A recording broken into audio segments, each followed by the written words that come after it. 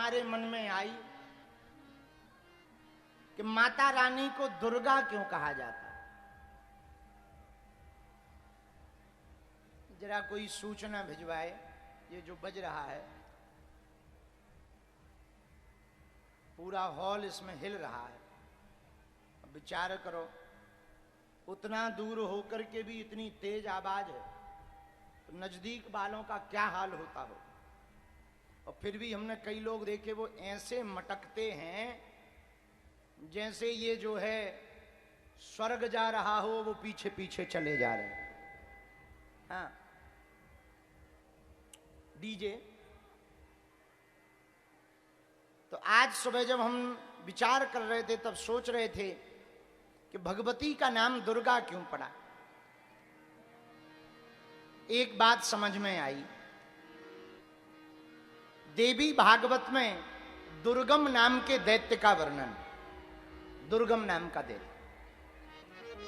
तो दुर्गम नाम के दैत्य का वध करने के कारण देवी का नाम दुर्गा पड़ा।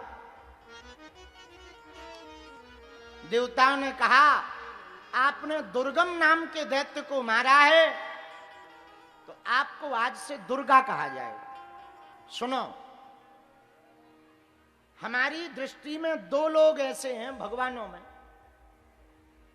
जो दुर्गम काज सुगम करते हैं।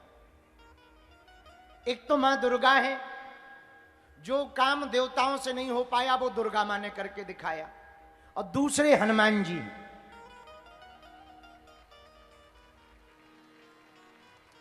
दुर्गम काज जगत के सुगम अनुग्रह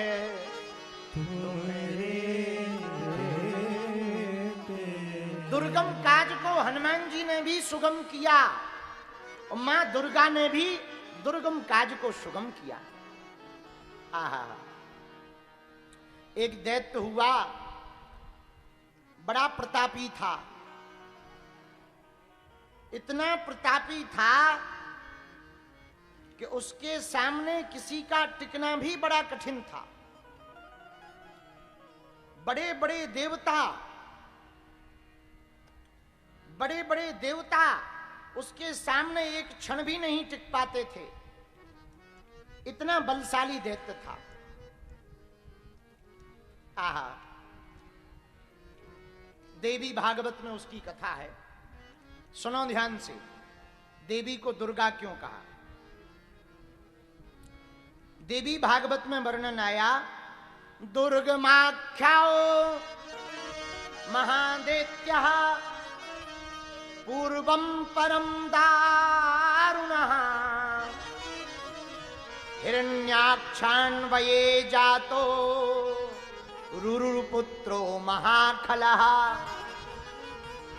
हिरण्याक्ष के वंश में इसका जन्म हुआ।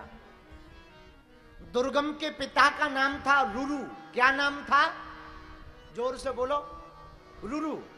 रुरु नाम का पुत्र था दुर्गम। रुरु बहुत बलशाली था, लेकिन दुर्गम उससे ज्यादा बलशाली हुआ। इसने 1000 वर्ष तक ब्रह्मा जी की तपस्या की। कितने साल तक? 1000। सहस्त्र वर्ष पर्यंतम चकार परमम तपः। 1000 साल इसने ब्रह्मा जी की तपस्या की। ब्रह्मा जी प्रकट भये, बोले मांग। ये आंख मूंद करके बैठ गया। अरे बोले भाई मांग, कुछ मांग। तो इसने हाथ जोड़ करके पूजित्वा वरम ब्रवे, आप हमको वर दो। क्या वर चाहिए? ब्रह्मा की वाणी सुनकर के दैत्य खड़ा हो गया दुर्गम और बोला महाराज और कोई वर नहीं, आपके 4 मुख हैं, आपके हाथों में ये जो 4 वेद हैं हमें दे दो। अब तपस्या की तो मना तो कर नहीं सकते, क्योंकि तपस्या बहुत की। कई बार कोई आदमी बहुत सेवा करता है, फिर मांग ले तो मना नहीं किया जाता। दुनिया का एक सिद्धांत है, हम बता दें आपको, तुम्हारे काम का है। जो बुद्धिमान लोग होते हैं वो क्या करते हैं? किसी से कोई वस्तु मांगना हो तो वो डायरेक्ट नहीं मांगते, पहले 3 ऐसी वस्तुएं मांगते जो तुम दे ना पाओ। जैसे किसी को 10,000 रुपया उधार मांगना हो तो हमारे जैसे सीधे साधे लोग क्या कहते, भैया 10,000 रुपया दे दो, बाद में चुका दे। पर जो बुद्धिमान होते हैं वो ऐसे नहीं मांगते, वो क्या कहते, भैया हम बहुत हैरान हैं, 1 लाख रुपया की अबई जुगाड़ करो, 1 लाख रुपया चाहिए, साल भर बाद दे। अरे भैया लाख रुपया हम पे नहीं है, बहुत ज्यादा होते। अच्छा लाख नहीं है, 50,000 है, 50 भी नहीं है, आए तो हैं 10,000 मांगने, पर शुरू 1 लाख से किया, 1 लाख दे दो, हम पे नहीं है भैया, 50,000 है, अरे भैया है नहीं, तो 10,000 तो दे ही दो, मरद से तो बच जाए। अब 2 बार मना कर दी, तीसरी बार कौन करे, हाँ भैया लो 10,000 ले, बात बुद्धिमान ऐसे होते हैं। हमारे जैसे सीधे साधे जितने चाहिए उतने ही दे दो भैया। वही दैत्य है, तो दैत्य ने तपस्या की, दुर्गम ने, ब्रह्मा जी बोले मांग, बोले महाराज आपके हाथों में ये जो 4 वेद है ना, इन्हीं को दे दो। 4 वेद ले लिए, और कोई वरदान, एक और चाहिए, क्या, ब्राह्मणों के पास जितने मंत्र हैं वो हमें सब दे दो। ब्राह्मणों के मंत्र ले लिए दुर्गम ने। अब इसने वेदों को छिपा दिया, मंत्रों का लोप कर दिया, और जिस दिन वेद लोप हो जाएंगे धरातल पर हाहाकार मच जाएगा। वही हुआ।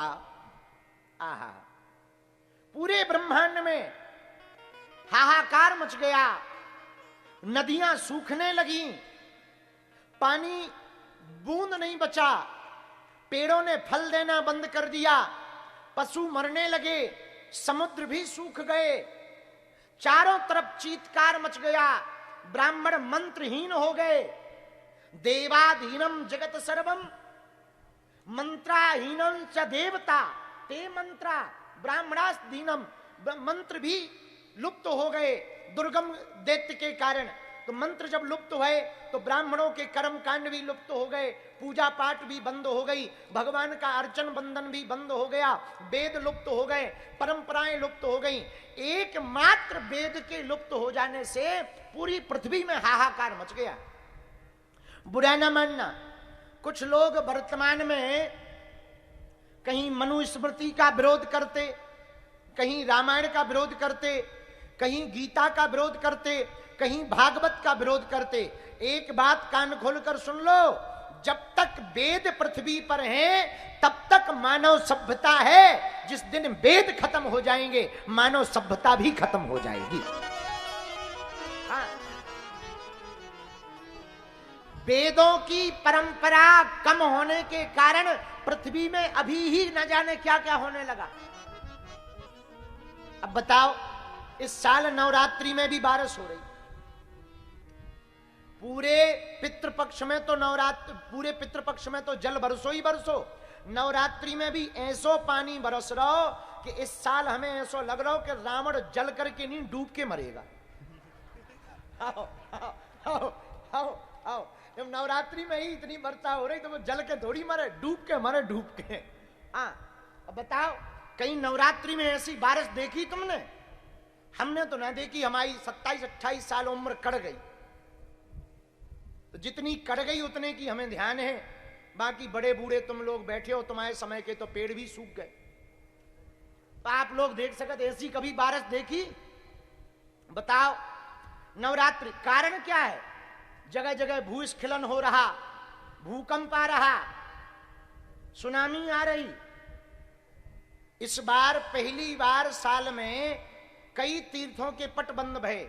वैष्णो देवी अर्धकुंवारी में पहाड़ गिर गया तो पट बंद हो गए, केदारनाथ में रास्ता बंद हो गया तो दर्शन बंद हो गए, बद्रीनाथ में यही हुआ, पट बंद हो गए, अमरनाथ में भी यही हुआ, पट बंद हो गए। विचार करो, ये जितनी भी उपद्रव मचे हैं इसका सबसे बड़ा मूल कारण है हमारी वेद की परंपरा बार बार कम होना, वेद परंपरा पर कुठाराघात करना। हम भारत के लोगों से प्रार्थना करना चाहते हैं, मानव सभ्यता को यदि बचाना है तो पहले वेदों को बचाना पड़ेगा। और ये बात हम नहीं कह रहे, ये बात देवी भागवत में लिखी हुई है भैया। देवी भागवत का 2 स्कंध आप पढ़ोगे तो उसमें लिखा है कि घोर उपद्रव होने लगा, पूरी सृष्टि में हाहाकार मच गया। जहां देखो कोपम संहर देवेशी, भयंकर कोप मच गया।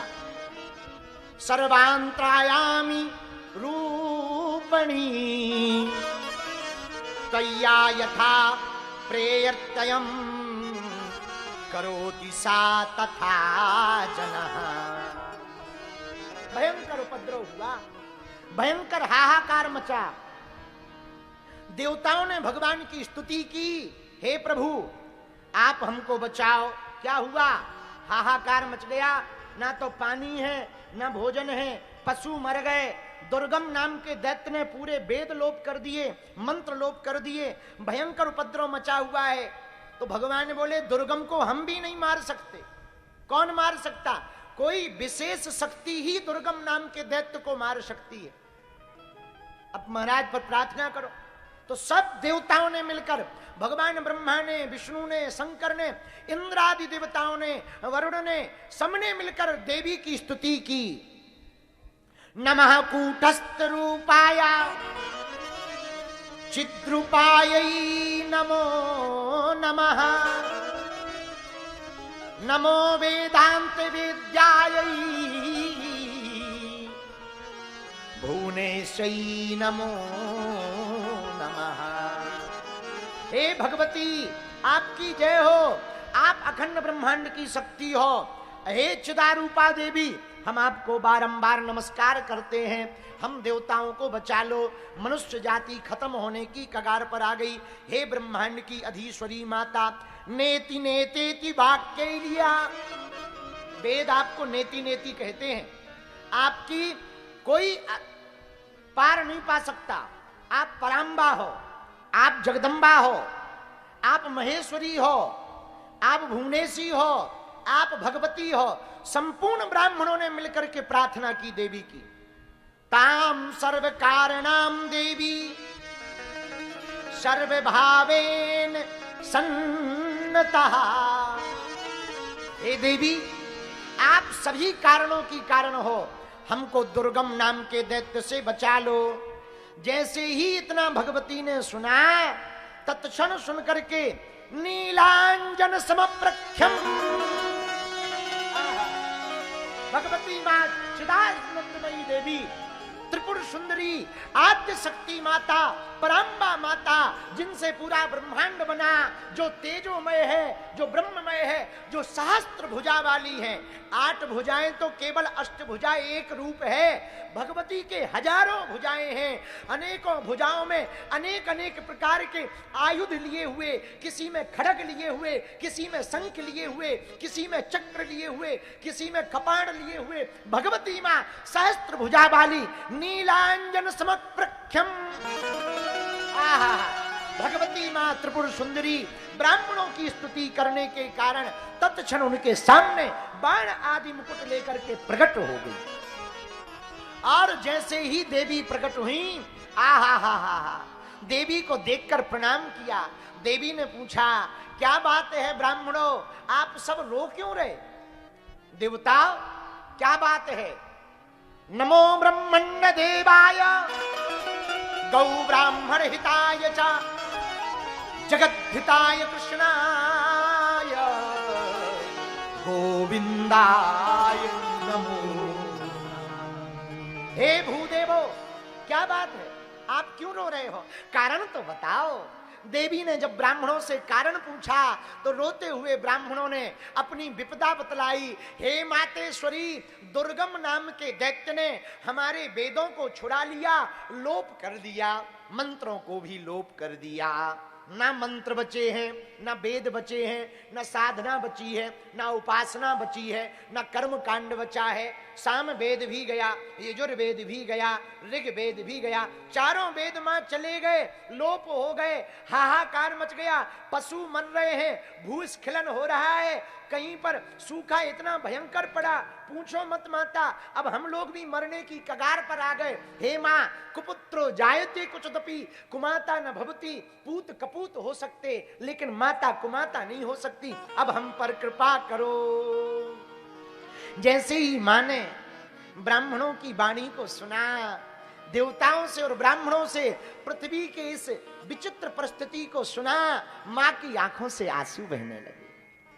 और आप सुनकर के चौंकेंगे, 9 दिन तक देवी रोई है, 9 दिन तक। इसलिए नवरात्रि का पर्व है।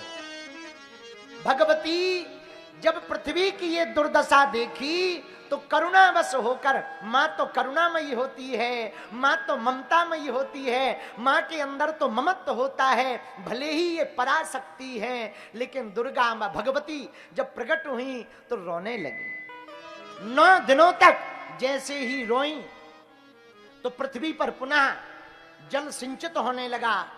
नदी नद प्रवाहस्तेर जले, सब नदियां भरने लगी। फिर से वनस्पति उगने लगी, पेड़ फिर से लहलहाने लगे, पृथ्वी फिर से हरी भरी दिखने लगी। और 9 दिनों तक भगवती जब रोई तो ब्राह्मणों ने, देवताओं ने कहा, भगवती आप रोते हुए अच्छी नहीं लगती हो। और भगवती ने रो रो कर अपनी करुणा से पूरी पृथ्वी को पुनः हरा भरा कर दिया। अब कहा, चिंता मत करो, हम दुर्गम नाम के दैत्य का वध करेंगे। जैसे ही रोई भगवती हजारों नेत्रों से, तो भगवती का नाम शताक्षी पड़ गया। आहा, भूख से अत्यंत व्याकुल ब्राह्मणों को देखकर भगवती ने फलों को उगाया, ब्राह्मणों को फल दिए, तो भगवती का नाम शाकंभरी पड़ गया। शाक उगाने के कारण देवी का नाम शाकंभरी पड़ गया। बोलो शाकंभरी माता की जय हो, शाकंभरी माता की जय हो। अब देवी माता दुर्गम नाम के दैत्य से लड़ने को आई, पर वो बड़ा बलशाली और मायावी था। तो भगवती भी कम नहीं है, पराम्बा है। देवी ने भी अपने शरीर से अनेक अन्य सिद्ध शक्तियों को प्रकट करना प्रारंभ कर दिया। किसको किसको प्रकट किया? आहा, इसका भी वर्णन देवी भागवत में बड़ा विस्तार पूर्वक है। कालिका तारिणी बाला, काली को प्रकट किया। कालिका तारिणी बाला, त्रिपुरा भैरवी रमा, बगला चैव मातंगी। काली, तारा, मां काली, मां तारा। बाला मतलब बगला मुखी, बाल रूप में त्रिपुरा, बाला त्रिपुरा, त्रिपुर सुंदरी। भैरवी, कालिका, तारिणी, बाला, त्रिपुरा, भैरवी, रमा, बगला, मातंगी। ये भी 10 महाविद्या में है मातंगी। मातंगी, त्रिपुर सुंदरी, कामाक्षी, तुलजा, जम्भिनी, मोहिनी, छिन्नमस्ता, गुहिकाली, ऐसी भगवती ने 10,000 हाथों वाली देवी प्रकट की। 10,000 हाथों वाली, स्वयं हजारों लाखों हाथों वाली है, पर 10,000 हाथों वाली देवी प्रकट की। जब 10,000 हाथों वाली देवी प्रकट की, अस्त्र शस्त्र लेकर के, और इतना ही नहीं, भगवती ने पुनः 32 के बाद 64 योगिनियां, उनको भी प्रकट किया। सबको प्रकट करके कहा, जाओ दुर्गम नाम के दैत्य के पास जितनी सेना है सबको मारो। पूरी देवी की शक्तियां दुर्गम नाम के दैत्य से लड़ने लगी। भगवती भी युद्ध में मृदंग, शंख, बीड़ा लेकर के वाद्यों के साथ पहुंच उठी, और 10 दिनों तक भयंकर युद्ध हुआ दुर्गम नाम के दैत्य के साथ। और 10 दिनों में जितनी अक्षौहिणी सेना दुर्गम नाम के दैत्य के साथ थी, देवी ने एक एक करके सबको मार डाला।